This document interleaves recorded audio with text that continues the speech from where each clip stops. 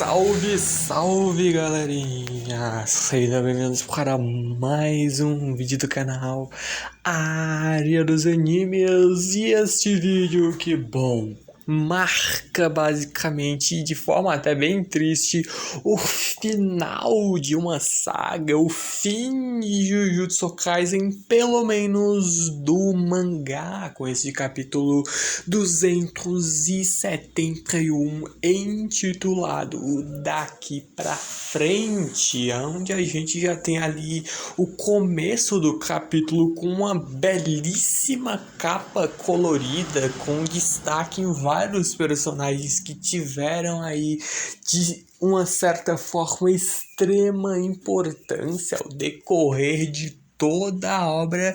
E é óbvio, também bate aquela sensação, aquela emoção de certa forma meio triste, porque basicamente o final do mangá, que bom, eu confesso que foi um bom final. Eu vi muita gente falando e comentando sobre os spoilers, que seria um final horroroso, mas não é tudo isso. Bom, pelo menos na minha opinião, que é algo bem individual, já que a opinião é subjetiva e é de cada um, então a gente pelo menos tem que respeitar a opinião do coleguinha. E aqui está a minha opinião.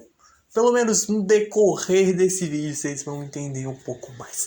Só que bom, é claro, antes de começar a comentar sobre tudo isso e muito mais, eu espero imensamente que gostem desse vídeo, que justamente por isso deixem um like, se inscrevam no canal e claro, também ativem o sininho das notificações para então receberem todos os vídeos aqui do canal. Eu então realmente agradeço imensamente o apoio de todos vocês. Então, sem mais delongas, bora para a análise do último capítulo do mangá de Jujutsu Kaisen. A gente começa ali continuando com todo aquele caso do capítulo passado, onde a gente vendo a própria Nobara afirmar que não encontrou um talismã amaldiçoado ou marca em nenhum lugar na garota, que está vendo ali o seu noivo ali com uma forma um tanto quanto bizonha de certa forma, onde a própria Nobara afirma que o mestre de maldições provavelmente está por perto, teoricamente. E se ele estiver trabalhando remotamente e não for um espírito amaldiçoado, provavelmente eles deveriam ir atrás dele. Onde o próprio Itadori pergunta ao Megumi se ele acha que eles estão no alcance desta pessoa neste momento, e o Megumi diz que é bem possível. A técnica desse cara pode ser adequada para trabalho secreto, ou ele pode ser extremamente habilidoso com energia amaldiçoada, e isso aos poucos está se tornando um problema. A própria Nobara pergunta à garota se ela chegou a ver o rosto do seu parceiro voltar ao normal alguma vez, mas ela não sabe responder com total certeza essa pergunta, onde o próprio Megumi vê que, supondo que não, então eles estão lidando com o alcance de pelo menos 50 metros, e para garantir melhor a situação, o Megumi coloca uns 100 metros. Vendo de que então qual seria o plano, o próprio Itadori vê que eles estão no meio da cidade agora. Há pessoas por toda parte, mesmo se eles verificarem os prédios, vai haver muitos pontos cegos. Mas de um certo ponto de vista, eles devem ser capazes de perceber se a técnica for ali ativada novamente. Onde o próprio Itadori, com a brilhante ideia de verem de que é só eles irem para um campo aberto, só que bom, isso funcionaria muito bem se o oponente com quem eles estão enfrentando fosse um verdadeiro e grande idiota, o que acaba virando mais comédia do que outra coisa. O próprio Itadori vendo, pô, você está achando que eu sou um idiota? E a Nobara simplesmente vem e concorda, chamando o Itadori ali de idiota. onde ela que propõe um novo plano, que é simplesmente deixar ali a garota com o Itadori. Basicamente ele pega a garota nos braços, sai correndo e ele percorre ali uns 100 metros em um piscar de olhos, enquanto o bandido vai correr feito um retardado atrás deles, e o próprio Megumi vê que eles já estabeleceram que o oponente deles não vai o seguir, e mesmo que a técnica seja quebrada por sair do alcance, ele teria que ser um verdadeiro idiota para se mostrar logo após isso acontecer. Ele simplesmente poderia esperar até que as coisas esfriassem e começaria de novo. Eles não podem fazer tamanha estupidez, o que gera outra cena particularmente engraçada, com o Itadori zombando com a Nobara. Então, quem que é o idiota, né? Mas a Nobara que continua com seus brilhantes planos, porque hoje ela está inspirada, vendo que, pô, então que tal a gente enviar o casal em uma viagem de carro com todas as despesas pagas? E o Megumi simplesmente, surpreendentemente, vê que isso poderia funcionar, mas ele só tem os olhos dele para trabalhar. O mestre de maldição provavelmente conhece o local por meio da sua técnica, e eles não vão ali conseguir perseguir o Stalker. Se eles enviarem o casal em uma viagem, o mestre da maldição vai ter que reativar a sua técnica quando voltarem. E seria algo até útil, eles poderiam, a partir disso, descobrir quando a técnica seria reativada e sentir a energia amaldiçoada. Eles poderiam rastrear o cara, mas não é algo totalmente seguro. Onde o Itadori já pistola da vida, vendo, pô, o Megumi já não tem nada mais além de reclamações por nos dizer, e a própria Nobara concorda com isso, vendo que além disso ele está apenas tornando o mestre das maldições cada vez mais espertos. Só que o Megumi concorda que há muitas pessoas mais estúpidas do que eles, e ela até ali desafiando o Fushiguro e tudo mais para jogar em Otelo, que é um jogo japonês, vendo que iriam derrotar ali o Fushiguro na maior facilidade, dizendo que eles vão mostrar a ele a grande e brilhante inteligência dele. Só que o Megumi é o mais maduro dessa equipe, vendo, pô, poderiam somente levar a poxa vida dessa missão a sério. Quando ele começa a observar ali a situação e vê que eles vão deixar ali que a garota e o namorado saiam do alcance da técnica. Então eles atacarão quando ela for reativada. E o Itadori e a Nobara simplesmente vem, pô, mas não é exatamente isso que a gente tá dizendo. Só que, bom, o plano do Megumi inclui mais uma coisa. Simplesmente um fucking condomínio de 40 andares que deve cobrir facilmente 150 metros. A gente tá falando que a técnica desse cara misterioso tá ali com um raio de no máximo uns 100 metros. Só que a gente tá olhando apenas em uma dimensão pros lados e não para cima, o que facilita ainda mais as coisas, porque eles vão ficar agora restritos a apenas um prédio de 150 metros. Ah, mas é muita coisa? É, mas é bem mais fácil, porque é o único local só e fica muito mais fácil de rastrear esse cara. Onde eles que com a ajuda do Itiji vão ali contar com ele indo para a janela e ficar de olho nas entradas e saídas. Eles vão ficar em um bom ponto de observação e aguardar a reativação da técnica. Eles estão lidando com um maldito cretino com motivações fortes o suficiente para perseguir essa garota 24 horas por dia. Não havia nenhum microfone escondido lá dentro da casa desse casal, então, contanto que o Stalker não tem uma técnica que lhe permita ouvir conversas, a estratégia ali do Megumi deve ser útil para atrair esse cara. Enquanto o casal começa a subir ali ao 40º andar e subindo cada vez mais ali, chegando ao seu destino, a gente vê que o rosto do namorado da garota volta ao normal e ela agora consegue observá-lo normalmente. Nesse mesmo momento, Itadori, Nobara e Megumi encontram finalmente o Stalker. A própria Nobara que mete uma cena extremamente foda, dizendo que achou ali o Stalker simplesmente com um martelinho em mãos. Ela pula do alto do prédio com a parte de trás do martelo, ela simplesmente começa a arrastar prédio abaixo para amortecer a queda dela. Então, que cena do caramba! Que negócio criativo eu achei.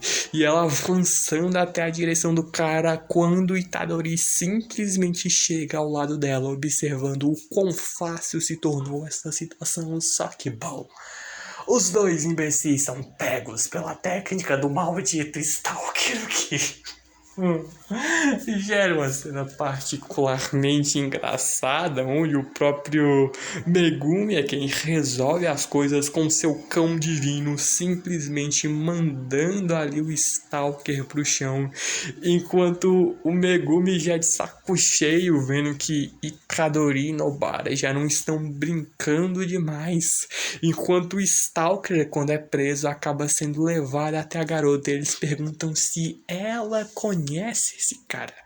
E bom, supostamente essa é a primeira vez que ela conhece esse cara. E por que supostamente? Porque tem um plot twist um tanto quanto... Eu não sei nem como definir raios esta situação que se torna, porque o cara do nada, puto da vida, simplesmente xinga a garota dizendo ali que quem acha que comprou a bolsa que ela está usando neste momento. E bom, ela simplesmente vê. Ferrou. Porque a gente observa que o cara comprou a ela uma bolsa com dinheiro do trabalho dele no bar. E aí a menina simplesmente depois disso não ligou mais pra ele. Óbvio, é uma história extremamente triste, zoada e tal, mas pelo amor de Deus, você tem que ser muito burro pra amaldiçoar alguém e começar a stalkear alguém só por causa disso. Onde, beleza, que o cara ali gastou 1 milhão de ienes e tudo mais, óbvio, quem que iria se esquecer disso? A garota realmente é uma tremenda de uma hipócrita e babaca e tudo mais. E o próprio Itadori mudando completamente o rumo da conversa, vendo que é um roubo o preço dessa bolsa, só que a Nobara vê que, pô, é tu que não sabe moda, né? Só que o Itadori, quando até olha ali pro cara, ele lembra de um lance até bem interessante, que é um dos pontos mais importantes até, tem um outro ainda mais importante que eu quero comentar, que é quando ele vem até o cara dizendo para que ele não fique ali triste, já que não é como se ele fosse ser executado ou algo do tipo, mas o próprio cara já tem idade o suficiente para saber que fez merda e colocou até a culpa do que ele fez em outra pessoa. Então ele apenas quer saber o que vão fazer com ele. Onde a gente até acaba voltando num flashback do Itadori com o nosso querido e amado honrado. Aquele que muita gente achou que não voltaria, mas bom, voltou pro último capítulo, só que em um flashback, então... Essa foi bem interessante, mas o flashback em si também é bem interessante. Quando o Itadori e o Gojo conversando, o próprio Itadori dizendo que achou que depois do treino de troca com o Kusakabe, ele faria então o próximo treino com o Gojo. Mas o ponto é que o próprio Gojo vê que isso seria bom, mas ele vê que, na opinião sincera dele, eles já tiveram, no fim das contas, o suficiente de Satoru Gojo. O próprio Itadori fica sem entender essa situação. Só que o Gojo, ele pede para que o Itadori pense um pouquinho mais pra frente, pensar sobre o futuro. É claro que o próprio Gojo afirma que ele tem um sonho que quer ali que o Itadori carregue caso algo aconteça com ele, no caso de caso ele acabe perdendo e posteriormente morrendo na luta contra o Sukuna, que acabou sendo o que aconteceu naquele fatídico capítulo. Só que o ponto é, mas se for aí então que ele irá cair, chegará um momento em que os alunos dele, as pessoas ao redor dele, crescerão mais do que ele, onde ele vê que acha que deve ter pelo menos um entre todos os seus alunos que vai se esquecer dele e desenvolverá uma força completamente diferente da sua. Mesmo o Itadori afirmando que não há como esquecer o Gojo, que convenhamos, não tem como, onde o próprio Itadori até confirma que o Gojo lhe parece alguém bem fora do normal. E ainda mais agora, soando bem diferente e tudo mais. Só que é até interessante porque o próprio Gojo observa que no fim das contas o Itadori ainda é só um garoto. E ele vê que não poderia estar mais confiante, pois ele está ansioso por isso. E é até interessante porque é como se ele vendo de que, pô, se eu morrer, beleza, eu aceito e tudo mais. É como se ele realmente aceitasse que se fosse perder, aqui foi a minha hora, aqui que eu realmente vou ter que cair. Mas eu aceito isso e eu confio o meu futuro, o meu sonho, a próxima geração. É tipo uma vontade herdada, essa vontade, essa determinação, esse sonho que ele vai passar para as futuras gerações, e é algo que eu confesso que ficou bem bonito e bem simbólico, porque é o último capítulo, fica realmente essa dúvida de que, e agora? Acabou o mangá, mas óbvio, ainda tem um espaço para uma possível continuação, Jujutsu Kaisen 2, Jujutsu Kaisen Shippuden, Jujutsu Kaisen Next Generation, qualquer coisa que surja daí. E fica justamente com essa pergunta de, e agora? O que é que vai ser do futuro dos personagens, do mundo? Como que as coisas vão seguir daqui pra frente? O Gojo não sabe assim como a gente, mas ele tem confiança ali nos seus alunos, como ele já afirmou ali algumas vezes isso, e meio que reafirma novamente. E o próprio Itadori até se espelha ali nessa situação, quando ele chega até o cara e vê que ele ao menos reconheceu que estragou tudo, e é isso que importa. Ele tem que tomar um tempo para refletir sobre isso e aí voltar para Itadori, Nobara e Megumi e companhia ali para ajudarem eles em uma próxima missão. Então o primeiro passo para a mudança é reconhecer que você está errado e estar disposto a mudar. É aquele mesmo negócio que a gente viu lá no capítulo passado em relação ali ao Amaná e a questão do perdão e tudo mais. Você pode não ser perdoado ali na mesma hora, mas já essa ideia de você estar disposto a mudar já é muita coisa, já é um passo muito importante. Então, mesmo que, porque pra mim é um dos maiores problemas de Jujutsu, que é a questão de que por mais carismático que o Itadori seja, ele não tem o devido tempo de tela que um protagonista de muitos shows tem. Porque para e pensa, entre Gojo e Itadori, quem que tu escolhia? Muito provavelmente Gojo. E até mesmo entre Itadori e Yuta, você escolheria o Yuta. Então esse pra mim é um dos maiores problemas que me faz não amar o final de Jujutsu. Porque particularmente para esse final, a obra em si, concluindo tudo, eu dou um 8,5 de 10. É uma boa nota pro final de Jujutsu porque faltou algumas coisas. A questão ali da morte do Gojo não foi tão bem desenvolvida. Era para ter botado pelo menos mais um capítulozinho de luta para mostrar alguns mais pensamentos do Sukuna sobre toda a explicação do corte que foi dado, mas não foi bem feito, e acabou vindo a explicação só muitos capítulos depois e acabou vindo em mau horário. Explicação toda aquela do voto que ele fez, o pacto que ele iria fazer somente daquele jeito na primeira vez e tudo mais, toda aquela explicação que a gente já viu foi dada muito tardiamente. Era para ter sido feito tudo isso muito mais cedo, ou seja, quando tem todo aquele capítulo capítulo de explicação no final de como funcionou o corte do Sukuna que atravessou o infinito do Gojo. Era para ter sido dado ali mesmo, explicado muito melhor. E outro ponto negativo é, claro, a falta de um flashback da Era Heian. Porque o Sukuna é colocado como o maior vilão no fim das contas da obra. Por mais que eu preferisse em partes o Kenjaku, porque tinha todo o objetivo dele, ele era um vilão com objetivos. Diferente do Sukuna, que em partes é puramente mal porque é mal. Só que é esse o problema. O Sukuna não teve um flashback devidamente falado, e justamente por isso, se ele tivesse um flashback da Era Heian, a gente entenderia tantas mais coisas sobre o personagem, e isso daria talvez até mesmo uma justificativa e um propósito pro personagem ser um vilão, e justificar ou pelo menos objetivar ali o porquê dele tá fazendo tudo isso.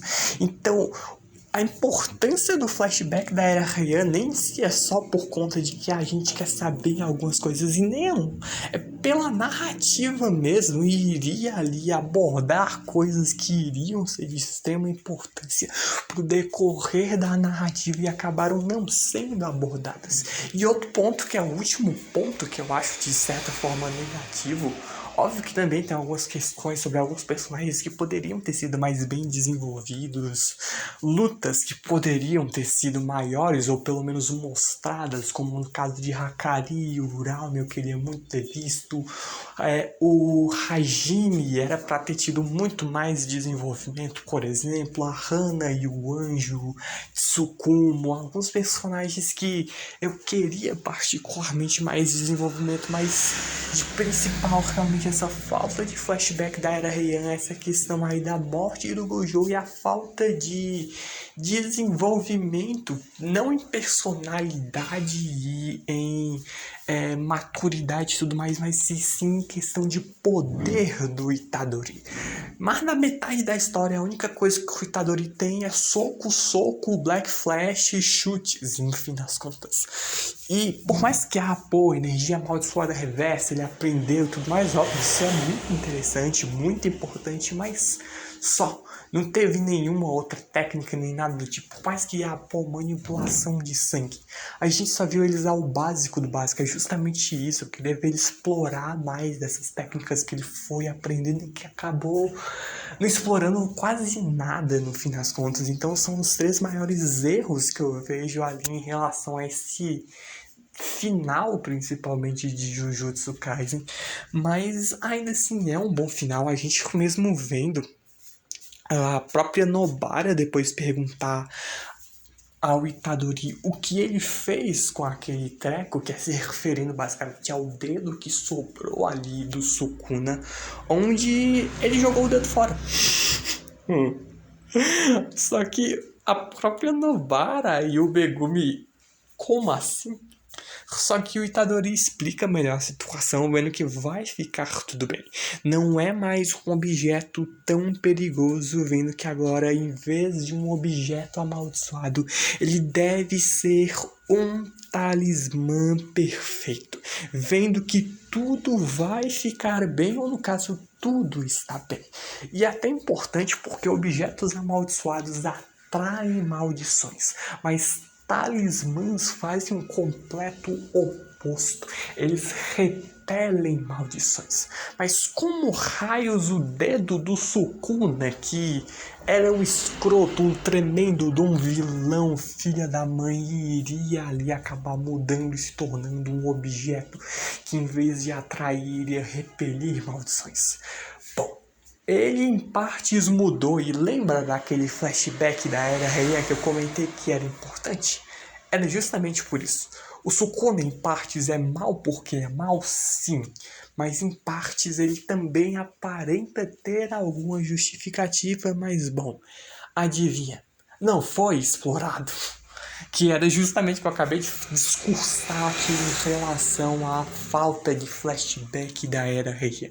Só que a gente que simplesmente muda de cenário com uma conversa um tanto quanto inesperada e um fundo completamente branco no que aparenta ser um caminho em direção à pós-vida, simplesmente O filho da mãe, para não falar palavrões ainda piores, porque estamos em horário nobre, Marrito simplesmente surge diante do Rei das Maldições, dizendo que quem imaginaria que ele o veria por aí.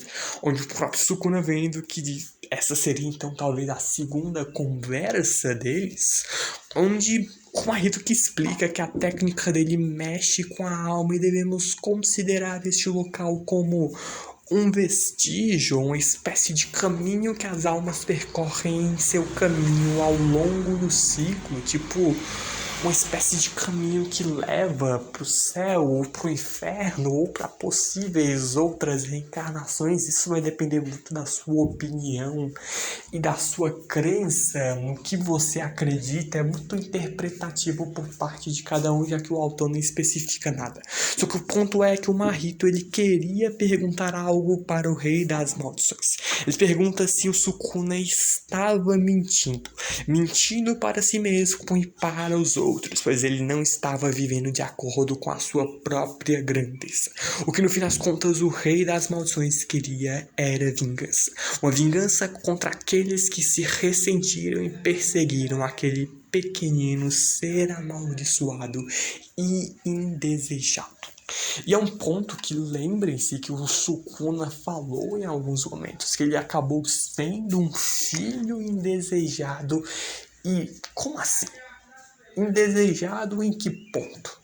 Né? Você já fica com essa questão, porque já de ser indesejado dá-se a entender que ele não foi bem tratado e talvez coisas piores tenham acontecido com ele, ou seja, o que ele sofreu na vida dele, na primeira vida dele, o quanto ele sofreu, o quanto ele realmente teve de traumas poderiam ser uma potencial justificativa. Ele simplesmente tacou um foda-se pro mundo inteiro e simplesmente decidiu: eu vou fazer o que eu quiser da minha vida.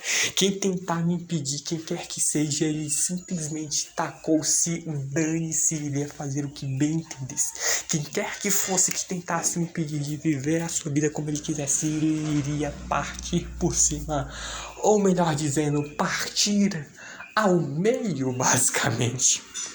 Onde o próprio Sukuna pergunta qual seria a diferença. Vivendo da única maneira que ele sabia viver, esse é o jeito que ele escolheu seguir o seu rumo. Só que não. Na verdade, ele vê que ele tinha caminhos diferentes para trilhar. 2 para ser exato, e a gente vê até uma metáfora que pelo menos parte da minha interpretação, porque a gente vê 2 caminhos. Um caminho que de um lado a gente tem a Ioroso e do outro ali a gente tem a Uralme. E até é uma metáfora, porque lembrem-se que tinha toda aquela questão do Nanami, de para onde ele iria, norte ou sul, a questão de que um caminho levaria ele ali a algo diferente e tudo mais, e o outro caminho a algo que era o que ele já tinha. Só que é um pouco daquela ideia de que Deus nos dá não o que a gente quer, mas sim o que a gente precisa. Não necessariamente a gente pôr aquele luxo, aquela riqueza, aquela grandiosidade que a gente sonha é o que a gente realmente precisa. E a gente vê esses 2 caminhos, um com a Ioroso e o outro com a Uralme, e a gente vê qual caminho o Rei das Maldições no seu pós-vida acaba escolhendo. Ele vendo que mesmo assim não pôde deixar de cuspir as maldições que se agitavam profundamente em suas vísceras. Ele temia que a sua própria maldição o matasse. E se houver uma próxima vez, quem sabe talvez fosse bom seguir um caminho diferente. Quando ele basicamente ali ao lado dele, uma pequena Uralme chorando é acolhida pelo Rei das Maldições. E é até interessante porque o Itadori não conseguiu mudar o Sukuna em vida de forma alguma. E tanto que o próprio Sukuna, quando morreu dizendo que no fim das contas eu ainda sou uma maldição. Mas mesmo que o Itadori não tenha mudado o Sukuna enquanto mesmo ainda estava vivo, ele deu uma chance de que, quem sabe, recomeçar de novo. o próprio Itadori vê que vamos tentar mais uma vez, e dessa vez não para amaldiçoar pessoas, e sim para proteger pessoas. E o Rei das Maldições acaba que escolhendo o seu caminho, onde ele que tinha ali a Ioroso, que aparentava entender ali a solidão que o Rei das Maldições vivia por conta de não ser aceito pelo jeito que ele era e por conta da força extremamente grande que ele era, e justamente por entender isso, ela resolveu estar ao lado dele e o apoiar incondicionalmente. Enquanto do outro lado a gente tem um Auralme que parece ter vivido algo parecido com o Sukuna, uma infância talvez bem sofrida, já que a gente vê ela agora sendo representada como uma criancinha chorando. Então talvez uma metáfora em relação a isso, de que ela viveu uma infância realmente bem miserável comparada à do Sukuna, e o Sukuna acabou sendo a salvação para ela, mesmo que não dando a ela o que ela queria, que era uma família, já que eles acabaram vivendo uma relação de mestre serviçal, mas ainda assim ela acabou tendo alguém do lado dela. Óbvio que tudo que eu tô falando e tal é pura interpretação a minha parte. Eu nem sei se o autor da obra iria querer que a gente fosse tão longe assim na interpretação, se realmente era o que ele queria passar. Mas eu confesso que eu achei essa interpretação bem interessante e explicaria algumas coisas. É um pensamento bem filosófico e psicológico e tudo mais, mas é um lance que eu confesso que eu gostei bastante de pensar nisso. Você pensa mais profundamente e faz um certo sentido. E, óbvio, né, o Sukuna vai ter que lidar com as consequências de tudo que ele fez na sua vida passada e também como objeto amaldiçoado depois que veio no corpo do Itadori e do Megumi. Óbvio que ele vai ter que lidar com todas as consequências, mas quem sabe um dia o Rei das Maldições poderá ter uma vida boa e sem fazer muitas merdas e matar muita gente ao decorrer da sua vida, apenas tendo algo que ele nunca teve, que foi amor. Porque, óbvio que em alguns momentos ele mesmo disse ali pro Kashimo que ele conheceu o amor, mas rejeitou isso. E, óbvio, amor esse que ele teve muito provavelmente foi um amor de uma mãe e um pai que nunca desejaram ele, que diziam que o que faziam talvez fosse pelo bem dele ou algo desse tipo. Então, no fim das contas, ele nunca conheceu o verdadeiro amor.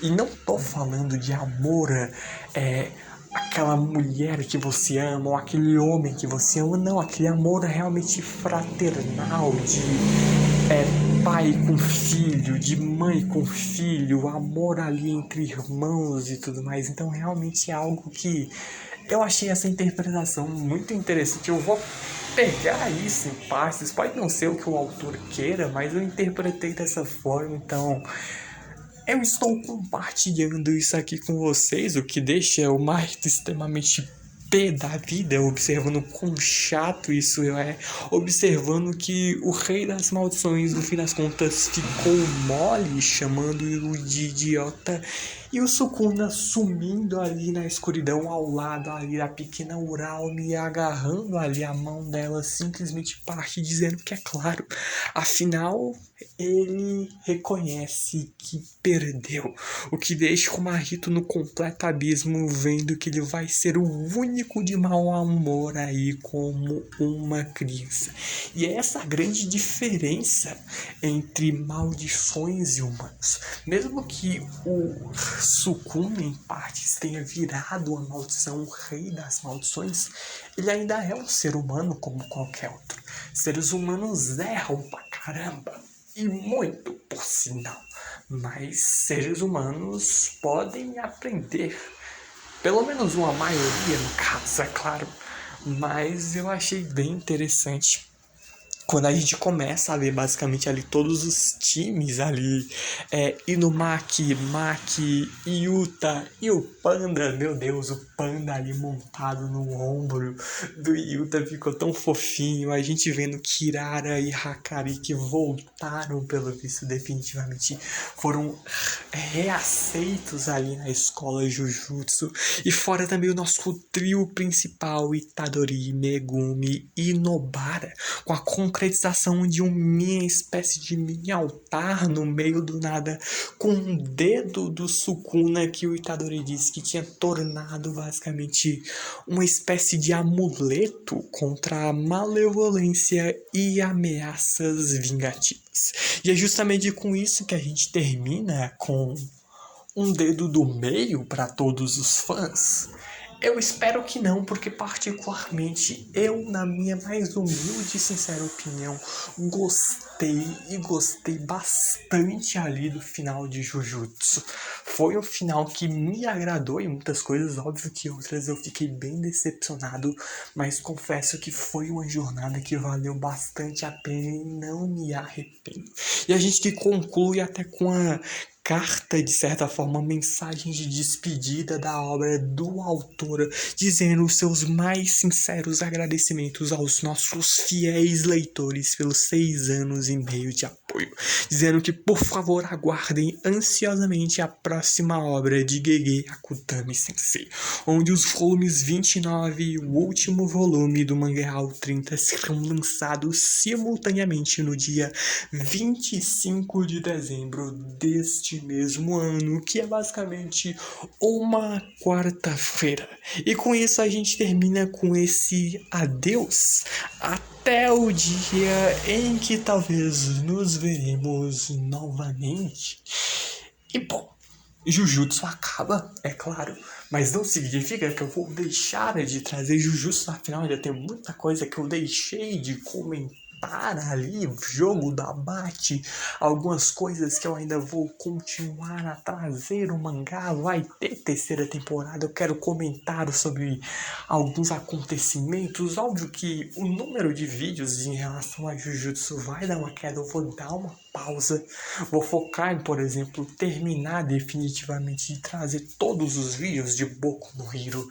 E sim, eu finalmente vou trazer a bagaça do vídeo de desabafo do final de Boku no Hero, que tá demorando séculos pra sair, não é não porque tá tendo dificuldade para ser gravado, mas pelo simples fato de que eu não tô com um pingo de vontade de ter que reler a desgrama do final dessa merda e ter que comentar tudo de novo. Sim, eu estou extremamente desapontado ainda com o final de Boku no Hero. Mas é óbvio, vou terminar, comentar, trazer aqui pra vocês. Tudo tem que ser trazido. E claro, também vai vir aí a nova temporada de animes. Vou trazer algumas coisinhas pra vocês. E claro, também o nosso bom e velho e permanece aí enterrando várias e várias obras, que é o nosso querido e amado One Piece. Eu vou voltar aí com as análises dos capítulos do mangá. Não agora, porque o objetivo primeiro é acabar definitivamente com o Boku no Hero e depois a gente segue aí em diante. Quem sabe que um dia ali, não desse ano, mas próximo ano, a gente volta ali com os conteúdos de Jujutsu. Eu espero que tenham gostado justamente desse vídeo. Muito obrigado por tudo. E é isso, deixe um like, se inscreva no canal, ative o sininho das notificações. Realmente muito, mas muito obrigado por tudo mesmo. Eu confesso que particularmente eu amei gravar esse vídeo. Eu falei, passei tudo que eu tinha de falar e passar. E foi um bom final, não é um 9, não é um 10, mas 8,5 para Jujutsu é uma nota boa o suficiente. Com esse final bom, eu diria que a gente acabou tendo, então muito obrigado por tudo mesmo. Então, falou, valeu, e eu fui.